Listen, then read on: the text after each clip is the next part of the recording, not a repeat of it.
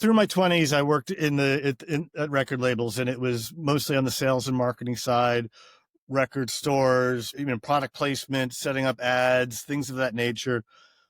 So I always had this sense of wanting to make an impact to help these artists along, but I was always doing it on a fairly small basis.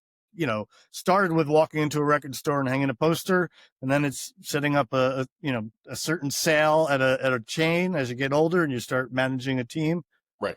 But it was still, I wasn't close to the creative process, and I wasn't really in a position to make a huge impact, at least to the way I would have liked to. So when I got to MTV and, I came there to create compilation CDs and do work on the movie soundtracks, and, kind of built out from there to work with advertisers and learned how to take programming and mix it in with the advertisers.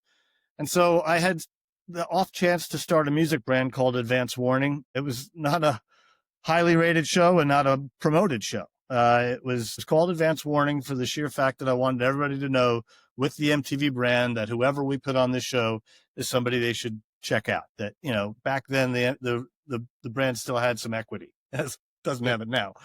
But at the time, a stamp of approval from MTV meant something. So as I was getting to know all the different people at MTV and growing this little brand that was just a monthly show that we got sponsored from Sony PlayStation to keep on the air for a little bit. Growing that brand got an opportunity to get in front of McDonald's and pitch them to take the show globally.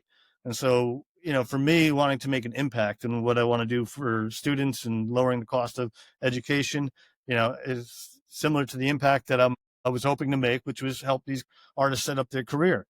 And so, it ended up airing in 400 million homes in 159 countries, MTV globally. It was their first global sponsorship.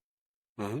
And I take a lot of pride in that because it was really an effort of love. Like I really wanted that opportunity to help, and randomly found myself in that position with an opportunity to spread the word on artists. So, when I think of my favorite projects, I think about impact. And when I think about impact, that story comes up for me because it was my shot to help. And, I wouldn't say it made a difference in the world of music, but for me, it was my best chance to help and be that athletic supporter.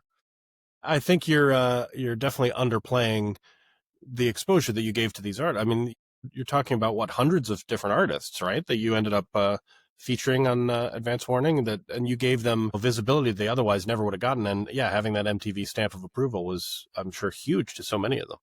Yeah, you know what? I couldn't believe I fell into this position where a few different things happened, and they're like, "Go forward with this show."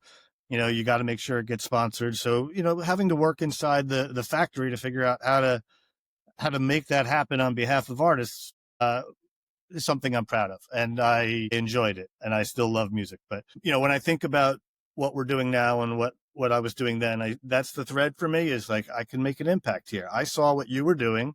I saw how much money was being raised. I saw how people were participating. I saw the freezing of tuition, the grants being covered at Princeton, and so that to me that's huge impact. And this is our opportunity to help people. And that's the thread that runs through that experience that I had there and what we're doing now.